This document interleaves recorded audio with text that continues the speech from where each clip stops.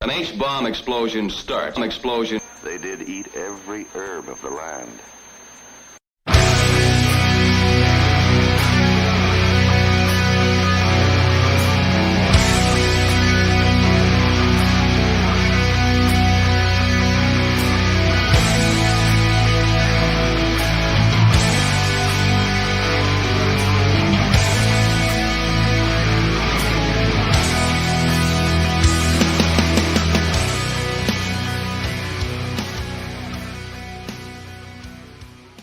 It's been a while, some of you may remember us. Somebody will remember us after we're done with this, I would hope. I'm very rusty. Very rusty. This is Darwin's Family Crest, and it's been about a month, and I've been soul searching. I've been thinking about a lot of music, my friend, and I want to start something new. Okay. I loved our Darwin's Family Crest episode called Heavy Metal Parking Lot, and I feel like that was quintessential us recording. So I'm going to posit that we're going to start pitching songs to each other and giving some info on the songs and such, and maybe gain some fans of new music that they've never heard. I don't think you heard my choice this time beforehand, but I'd say you're probably a fan now. Yeah, no, I haven't. Not before, especially not before Woodstock 99. No. I'm just gonna jump into it. I picked a Trivium song. I want to talk about Trivium, the band, a little bit. Trivium, they hit my radar right about when the first album came out, but they never really punched me in the face. And so why don't we talk about the song? We'll look at the song here.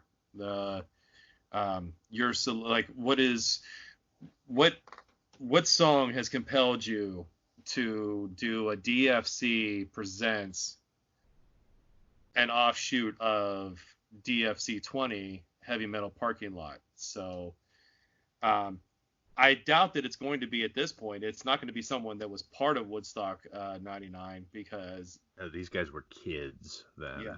Like literally probably in middle school at that point. And that would make this episode a train wreck, because Woodstock 99 was literally probably a shit fire with strokes and porta potties at this point. So yeah. So Trivium. The song is called Down from the Sky. It's from their fourth album, Shogun. And this song, just the first time I heard it, it punched me right in the mouth. And this was before I even knew what the screaming lyrics were and everything. And if something lyrically can hit me before I even know what the hell the man's saying, I'm going to dig in. Yeah. So the thing that made this song punch me in the head is I went to a Mayhem festival.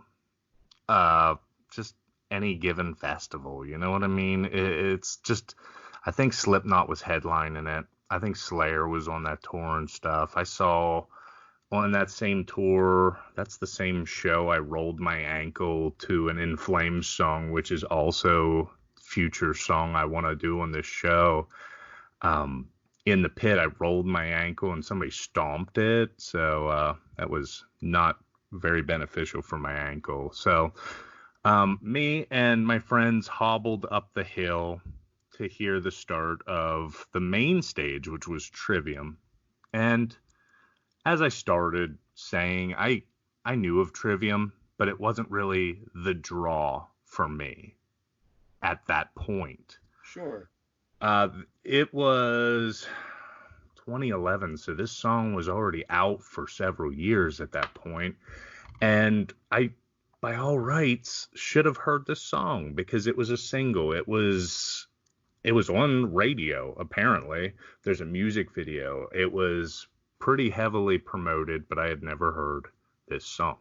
So I'm walking up the hill, fucking hobbling up the hill because I rolled my ankle, and I could see the clouds in the distance starting to roll over like it's gonna rain. And it's festival weather, so it's summertime. It's like maybe it'll cool off this humidity a little bit. But even from the lawn, I could tell that this band has that it factor. Like, they were very well mixed for the opener of the main stage. You could understand them very well from the lawn and everything. And, I listened to a couple songs, and, we were just shooting the shit and everything. And Down from the Sky, he announced it. Matt, the lead singer, announced, this is an old single, Down from the Sky. We're going to play for you now. This is our last song. And so it was closing. It was a closing song then. It was their closer of the set. And I'm like, okay, I'm going to really focus in on this because, I haven't wanted to leave the area while they're playing. I should focus in, see if I want to dig in further on Trivium. And I'm going to play the song after, like, in post-production and everything, so everybody can tell what I'm talking about. But there's like a very driving thrash metal intro. And from the second he hit that intro, I was hooked. Okay. And I have to flip over to a different screen. I didn't know what he was singing. I didn't know the words like I know them now and everything, but there's a lot of like melody and then screaming, like metal vocals and everything. And then the actual chorus is him singing like amazingly. I've opened up my eyes. I've seen the world for what it's worth, and tears rain down from the sky. And at that moment, Derek, I swear to God, the clouds opened up and it just started raining on us. And it didn't even mean what it means to me now in that moment, in the moment. But when I went home and I read the lyrics, and this song is anti-war, and it's about us just being a cog in the machine and run through the propaganda machine and everything. And at that point, it just felt like divine intervention, retrospectively, to look back on that moment. And it's like, holy shit, he's saying those words and it started raining on us. What is this world doing to itself, And so like gibberish turned into like retrospective only after the case at that point. Ex post facto. But yeah, it was a moment in my life that I will never forget, because just when it all fell into place and I read the lyrics to the song, I haven't stopped listening to it since. It's just one of those songs that every time it gets on my shuffle, I find myself replaying it a couple times because it's just so intense to me, Yeah, and you definitely sent this, you've obviously sent this video to me, and I've had my time to reflect on it as well. I don't want to get too far away from your experience right this second, because there's a lot there, and there's a lot good there. The one thing I want to put into perspective right now is you put a lot into just getting to go see them at that point. Like, after rolling your ankle, you walked up a hill to see them. Like, do you put anything into that particular, I don't want to say that trek, like, because again, I wasn't in your body, I wasn't in your shoes, But I mean, you were in some discomfort at that point. So, like, was there some validation to hearing that song during that point, given what you had went through at that point? Yeah, for sure. And there's not another song. I don't even. We were talking beforehand about Speculative, who I think might have been on that show. I don't remember another performance from the whole night except for this particular song. And that's just the way music will hit you sometimes, that it'll get its barbs into you. And that was 9 years ago. And I still regularly listen to Trivium now. And they just keep getting stronger and stronger and lyrically amazing. And I mean, not to deviate from the song at hand, but they just put out a new single for a forthcoming album, and I must have watched that video like 10 times in a row. It's just everything they put out is gold standard anymore. And Matt Heafy, the lead singer's like, it's pretty obvious to see that we're derivative of Metallica and Iron Maiden and stuff before us, but I think we're doing a pretty good homage of it, you know? Sure. So again, so much there. But you did hint there is a new single out. I'm looking at April of 2020 for a new Trivium album. Yeah, it's the quickest I ever pre-ordered an album. I So yeah. I think it was last Friday the single came out, and I got on iTunes and saw that they only wanted $8 for the album, and I bought it on the spot. And it's just like that, in a roundabout way, comes back to this song, because they put out some fucking scorchers before this song and since this song, but this song was my linchpin for Trivium. This was the song that said to me, this is a band I will buy everything they put out now, you know? So yeah, and I'm looking at this, and I think that one thing that seems to be consistent here is the continuity of the lead vocals. And Matt, I think is it Heafy or is it Heffy? I don't really want to do this to him. Yeah, I don't either. I should have looked into that a little bit more, because I've been passively listening to them since the Ascendancy album, and heavily listening to them since In Waves came out, but Yeah, so I'm not sure. It looks like he is it looks like he had this project in place, I guess, before this particular century started. Looks like he had something in place in '99, coming out of Orlando, Florida.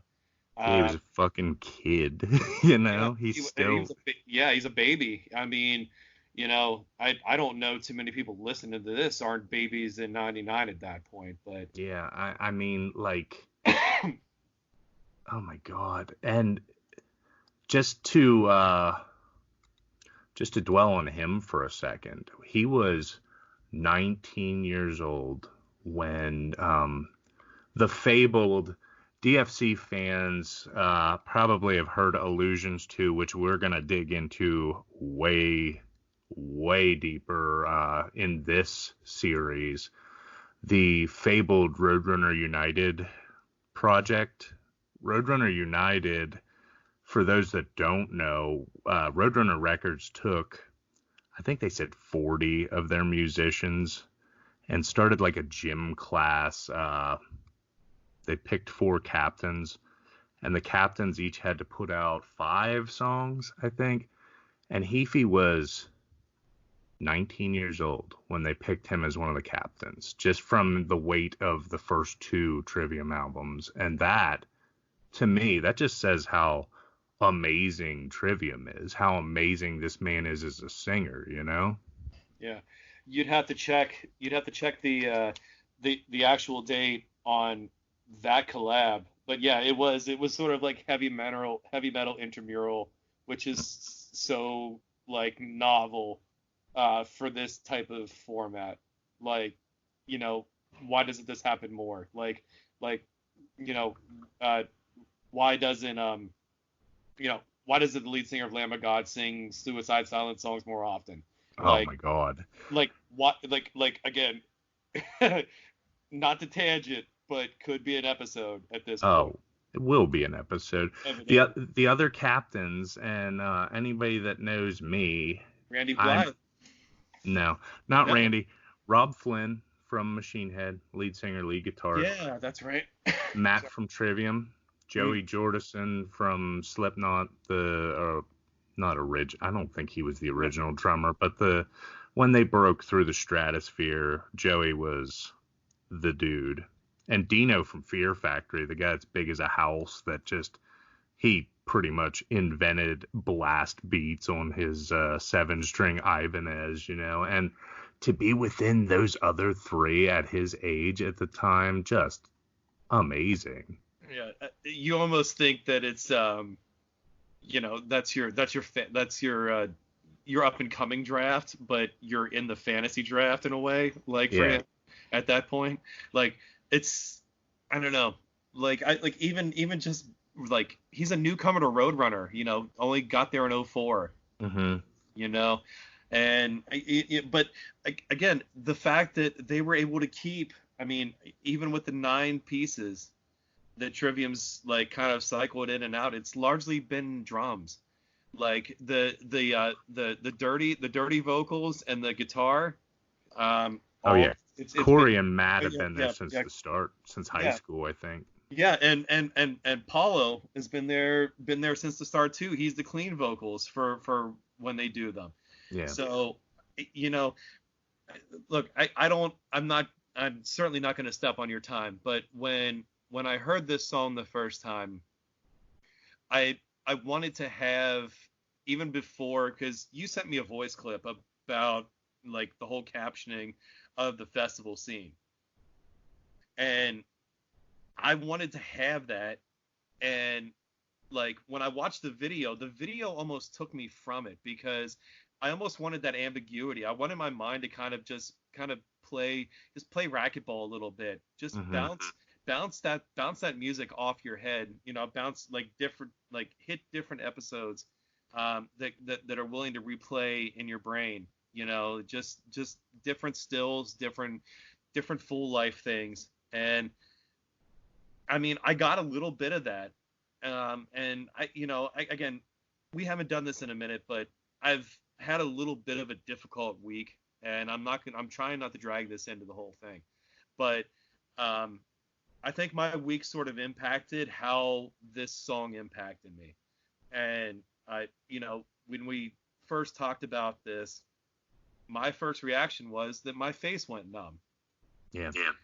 And for most people, that's a scary reaction. It's not for me.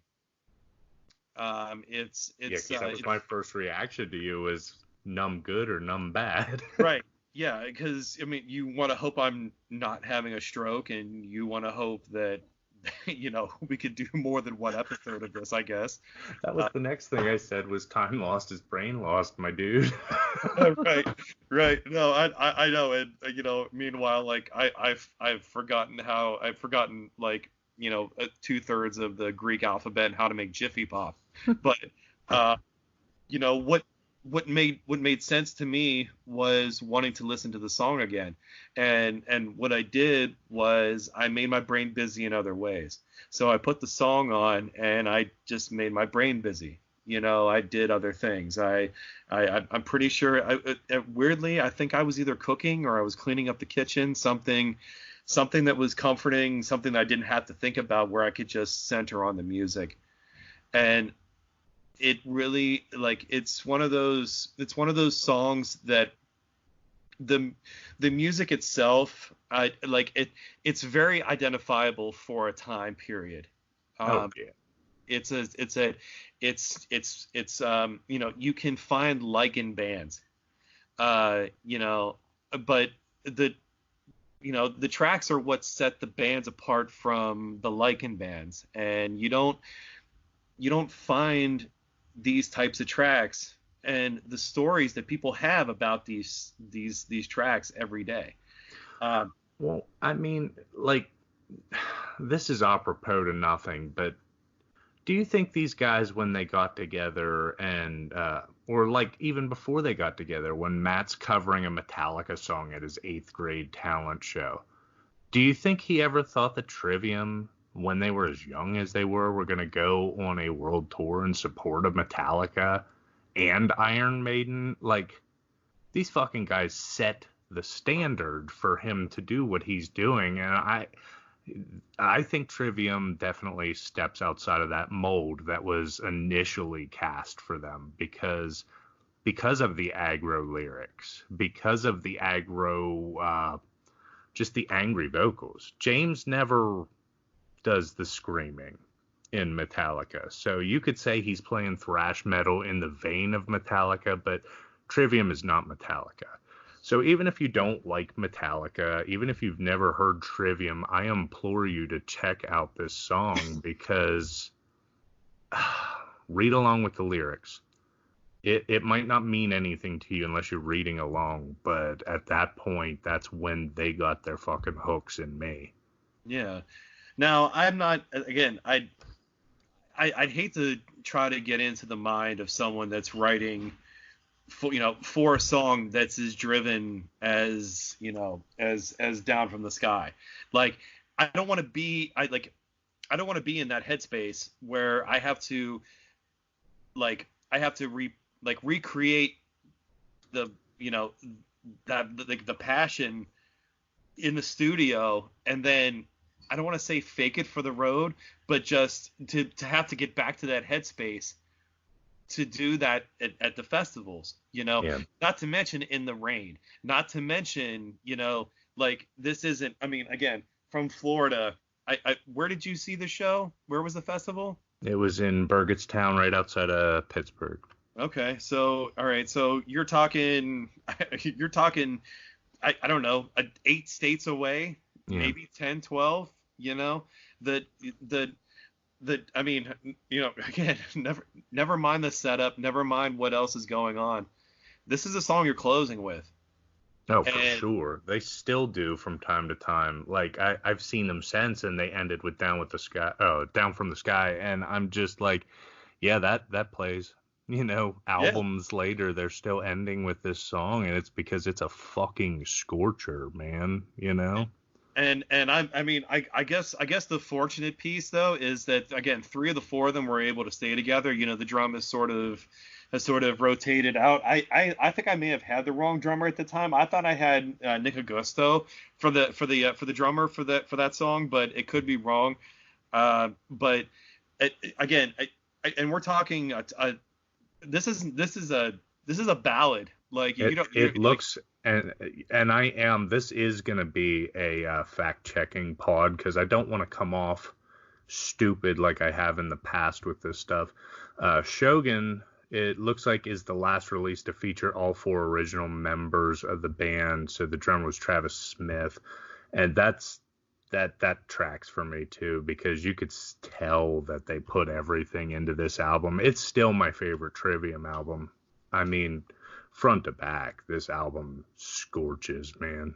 Well, I mean, and the most interesting thing, I mean, and I'm not gonna close on this because you obviously need to be closing on this song at this point. But have you noticed, because I'm seeing that Matt Heafy or Heffy, he seems to have some Japanese roots. That was one more thing I wanted to touch on, and with the lyrical components of this song.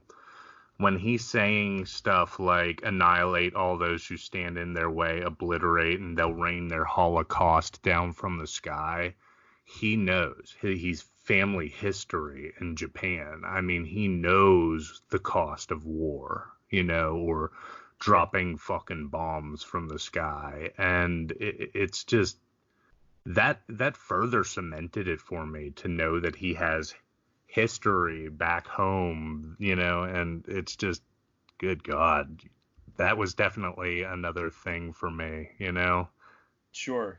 And I mean, because apparently it wasn't just from Shogun though. Like he's featured in a couple of albums. I don't have it brought up, but I guess there was an album in 2010 that came up that they used. It seems like the albums that they use a lot of the 7-string guitar. Mm-hmm. They tend to have more of the it's certainly not poetry, but like the it seems like like the Japanese kind of thing. It seems to be like a lot of strong statements. Mm-hmm. So it's not necessarily like melodic lyrical quality, but it's more like, okay, so there's this stance that I'm taking, and I'm gonna set my fucking hat down on this stance, or for this song, like for this track, for this moment, or like even for this entire album, like for again, 7-string Shogun, like you're going Japanese hard on it. Yep. So And Crusade was very heavily with that. They had all kinds of koi and stuff in their album art and stuff. I mean, there's a song called "Becoming the Dragon" and stuff. Yeah, that album's really interesting. Just to side note to another favorite of ours, Skinned. They did a lot of true crime content on their Crusade album. Anything from Andrea Yates murdering all of her children, and the murder of Matthew Shepard is in one of the song contents for the Crusade, which is just like, the further I dig, the more I like this band, and I think people should give them more of a shot. They should be superstar status rather than, they're right at the precipice. They're doing fine, but they should be through the stratosphere by now. Well, they're definitely starving their fans at this point. Like the amount of content against the amount of like just buzz around this band is, I mean, it's almost unsatisfying, whenever if you get 3 new songs from them, you're like, oh fuck, there's other EP that I can't hear at this point. Like, one more thing I'll say about Trivium, and then we'll take a break and I'll play the song, and we'll jump into your choice. There's a song, a cover on Vengeance Falls, which came out in 2013. It's on the special edition. Excuse me. On the special edition, they put out a cover of Skulls and We Are 138 by the Misfits. And I think I've said in the past, I think almost every Misfits cover is better than the original run of the Misfits. Yeah. And this is no exception. It is an amazing cover. And if you've listened to this far with Trivium content and you happen to like the Misfits, go check out their cover of Skulls and We Are 138, because it's just, it's fucking awesome. Yeah. I mean, and again, that's one I can't endorse. But again, I will endorse the Misfits till time stops. I definitely haven't heard that cover. But I do trust, I mean, I trusted the Trivium reference from my partner here, and he's driven one home for this one. So again, go out and find that cover for us, please. All right, bud, Down from the Sky. I'm going to play it, and we're going to take a break, and we'll be right back after that.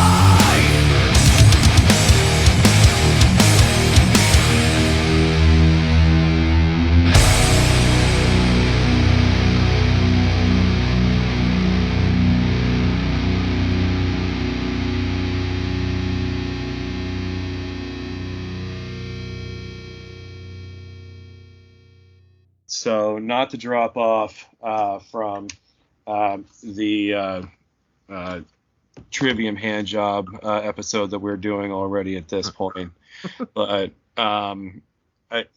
this is about metal impacting our lives for one reason or another, and maybe this isn't in the epic like hand of Christ down from the lightning sort of situation, but it might involve lightning, so stay tuned real quick. During my trials and tribulations, I spent a period of time working at FYE, and we were barraged stupidly by just absolutely patronizing promotional music that we were supposed to listen to. So we had an employee that would they would dub off all of the albums that were as part of the promotional, and instead of listening to the promotional tracks, we would listen to the entire tracks, what we liked from them, what we didn't like from them, and that kind of thing. Instead of playing, you get what I dig, instead of playing like a now volume garbage, you're listening to my 2 cents there is we had Punkamania albums we would pick up, me and my buddies, we would pick up at Hot Topic. They were like $2 or something, or Punkarama. I can't remember I think it was Punkarama, but it was like a lot of unsigned shit, and then you might have like a fucking Jesus Christ, like you'd have a Pennywise song, and then you'd have like a Bouncing Souls song in there or something. So you'd have a couple well-established things, and then you'd have a bunch of shit you'd never heard. And there was songs that I still love that nobody's ever heard of because they were only on those demo albums. Yeah, I mean, I didn't hear my first. I heard my first Taking Back Sunday song on a Punkarama CD, which doesn't belong, in case you're curious, on a Punkarama CD, but they put a lot of stuff on there that didn't belong. So I also heard my first Hidden in Plain View song on there, which at this point, I don't know if it's metal, but I will be getting into Hidden in Plain View at some point. Let me just interject this right in the middle of the episode. Heavy Metal Parking Lot is more of an idea rather than it has to be metal, because I have a Pearl Jam song that I'm very shortly going to be dropping on this crowd that is probably the most downbeat Pearl Jam song I've ever heard, but lyrically it punches me in the heart. So I want to, and it's not Yellow Ledbetter, but because like everybody's like, oh, Yellow Ledbetter now. I'm not gonna spoil it yet, but it's more of like an ideal. We wanna drive you into seeing live shows and hang out in the parking lot beforehand, Yeah, I mean, because to be fair, because again, you said that was a Mayhem festival. That was a Rockstar Mayhem festival, was it not? I think we left that part out. Yeah. Man, that Tri-Minute taste and shit. All right. Well, oh man, that was trash. They had like a chill out tent that they were just handing it out. It's like, nah, miss me with that shit. I'm good. yeah, you couldn't hand out Dixie cups of fucking regular Rockstar. But no. Look, to be fair, we're pissing on these sample discs a good bit, and they deserve much of the tinkle. But I found this weird little hidden gem, and the main reason that I found it was because there was the employee that dubbed off all of our promotional music was especially keen to the like largely like operatic metal, like I mean I like to call this shit, it's like post-apocalyptic, like it's so like musician driven. Like I mean after I drew an affinity from this song, I started listening to things like Dream Theater a little bit more and caring a little bit more. Like even into even to the more intricate guitar playing, guys like Joe Satriani and stuff like that. It became a little more important after that. Not specifically because of him, but because the song sort of rattled my cage in a different way that most people probably would have picked it up. And it's a Blind Guardian song. It's called the song is called "Carried the Blessed Home." It's from 2006. It's from the album A Twist in the Myth. If you say you never heard of Blind Guardian, you're not alone. No, I hadn't, but yeah, I'm probably gonna dig in. It's funny you say Dream Theater and Satriani and Steve Vai and stuff, because I got that immediate feeling from it. You know, like it feels like a theater rock metal thing going on, you know? Like you could imagine dragons and epic shit going on behind them while this is playing. Yeah, you keep the recurrent word is epic behind this style of music. And this track follows suit very well. But it's a tale. It's winding. Okay. So a lot of Blind Guardian, what Blind Guardian does, is story based. So, there's again they're a German band from 1997. They started as this like just kick around band called Lucifer's Heritage, and they did not do anything per se as Lucifer's Heritage. Like that song is equal parts horrible and amazing at the same time. Right. And even that, like, nobody's going to see any of the, like, nobody's going to see this band no matter what you call it, like based on that. Like you have to have a base knowledge in them, or you have to know what they're about at this point, or you have to know what they're about. And this particular track, like many other tracks, it's all fiction based lyricism, because a lot of their stuff is based on like different authors, Stephen King, Tolkien, Michael Moorcock, Robert Jordan. The very, very first lead singer is a guy named Thoman Stock. He was gone before this song was actually in production, but most of the backbone of this band was fostered through his interest in fiction and telling a story. And like when I heard this, the first time I heard this song, it was dangerously close to St. Patrick's Day in 2005. Because again, they send this stuff out way before the stuff is actually, I'm sorry, 2006. So even though the Twist in the Myth album didn't come out till I think it was April or May or something like that, I had heard this song prior to it, and there's something whenever you listen to the beginning of it, it's not.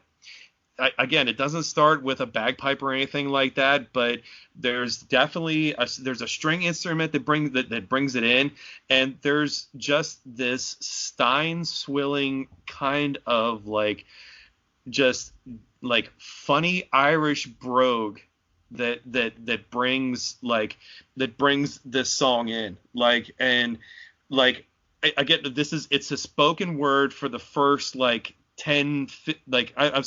30 seconds of it. It's pale-faced, the innocent, will drown in blood, hurt and withdrawn. Don't dare to steal my grief. In this haze of green and gold, he's gone. And then all of a sudden, like, there is this like silly fucking like operatic wave of like metal and like I swear it feels like red ale. It feels like Killian's, just like hitting me in the back of the neck, where it's just like where is your Stein, motherfucker? You need to be drinking Jameson to this, like, because I mean it did again. And I still can see through the mist to the very end, and there I will face what I fear the most. It's like, what the fuck? Like, I mean, like, I'm serious. Like you have got a sword in your hand, and you have got, I don't know, you've got you got a dragon in front of you, or you've got something in front of you that only alcohol can help you with. You know, it's funny. When I first listened to this, just to interject this quick before I forget, just to call back to what you were saying about fiction. The first time I was listening to it, I imagined I should be drinking homemade fucking mead. And honey wine, baby. And reading fucking the Wheel of Time series by Robert Jordan. And you even mentioned Jordan there in his inspirations. And it's like, well, I got that feel from it, you know? I should be drinking out of a horn and fucking dancing around and reading Robert Jordan. So yeah, you could be 13 or 14 and just on this, you know, on this list, you know, it could be for your family, or dude, I don't know, like, I mean, you're a fan of the Dark Tower, like you could be you could definitely be climbing this fucking misty ass mountaintop, not knowing what you're gonna hit, you know. And again, I give credit to Jimmy for this, like I don't know where this kid's at right now, and God knows he was into so much more of this stuff than I can even get into. I mean, the whole bit, he was into Sonata Arctica, he was into oh my God, he had, I mean, these guys have 6 albums, and he was into, like, I mean, he would like articulate how good like the early albums were against what whenever Hansi Kirsch took over the vocals for this song, for this album. There was you know, this album actually sort of like it indicated the removal of like that whole sort of Lucifer's heritage kind of feel to it, but kept the backbone in place. It kept the spirit of it in place, if you will. So, I mean, and again, again, it's not a situation where I don't think everything necessarily has to I'm not transported, but I can't go a St. Patrick's Day, which, by the way, I mean, we are in the Ides of March at this point. You know, we're approaching St. Patrick's Day rapidly, and I don't know that since 2007 that I've skipped listening to this song. You know, that makes me feel good.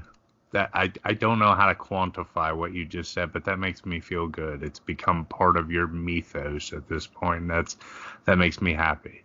Yeah, I mean, if I were to say that, I mean, because I don't put too many things to time, you know. I like, you may say, okay, well, I mean, when I was like, I remember something happened and then I listened to that song. But if you want to talk about calendar stuff, it's not really there. I mean, I try to listen to Halloween by Dave Matthews on Halloween, you know, but I've gotten away from that. But I mean, I will be listening to the Dropkicks, and I will be listening to Carry the Blessed Home on Tuesday, the 17th of March this year. And it's largely because of the introduction of this. I think that's a great thing about Heavy Metal Parking Lot. Like, you don't necessarily, like, you're not standing in necessarily always in the place where you thought you'd be whenever you hear something that changes your life. Like, it's sort of God damn, that's so much more profound than you probably thought it sounded to me. But I mean, it made me think of another song that's going on my playlist. Yeah, for real. I mean, yeah, because I mean, you don't know how things are gonna affect you. Like I remember sitting waiting for Census Fail to play in Scranton in 2000 and I think 8 or 2009. It might have been later than that. I was waiting for Census Fail to play, and most people would say that they were listening to the end of Black Veil's Bride. Um, God knows why they would do that, in the adjacent fucking stage, like literally stage left, there's this 3-piece that came on that either had the soundboard from hell, and I've probably talked about this on DFC, or they just absolutely bring the fucking roof down. But they made I Set My Friends on Fire made Black Veil's Bride sound like they didn't belong there. And They didn't, but right, and they to be fair, they didn't. They did not belong there, but they also like they made the best of their opportunity. And they didn't expect anybody to be sitting in front there. Maybe there were kids there that were trying to get out of the heat. Maybe they were just trying to eat their waffle fries. Maybe they were just trying to like avoid sunstroke. Maybe they were just reapplying their fucking screen at that point. Maybe their feet were sore. Whatever. They got a fucking show that they have a story about. yeah. And that's what the heavy metal parking lot to me is about. It's about bringing light to shit that people haven't heard, people aren't listening to, and if you are, you're right there with us. And hopefully after this, you are with us. And I mean, chills, dude. Yeah. You just, I mean, the catalyst for this is I hope to give some of you the chills that I get when I hear certain songs, and Derek just talking about that gave me those fucking same chills. Like that's our goal. I mean, we're gonna throw songs at each other. Maybe might be a little harder to take than other songs. I mean, I might make him listen to Behind Blue Eyes by Limp Bizkit or something. No, I'm not gonna do that. But you know what I'm saying? We're gonna challenge each other with stuff that we may or may not know. Like, this was definitely a challenge for both of us this episode, but I think we're going to be over that hump now, and we're ready to drive some heavy metal parking lot down your throat. Yeah, this has a permit to fucking take over the pod game as far as I'm concerned. I agree. So, yeah, let's let's make sure that our verification's on the dash. And we need a car cover, don't we? We definitely need a car cover at this point, because we're going to be hanging out for a minute, aren't we? Yeah. Don't forget where you fucking parked. We're in DFC lot. Yeah, something like that. Don't forget where you fucking parked. All right, we're gonna play that song. We will see you next time, and thanks for checking us out. Later.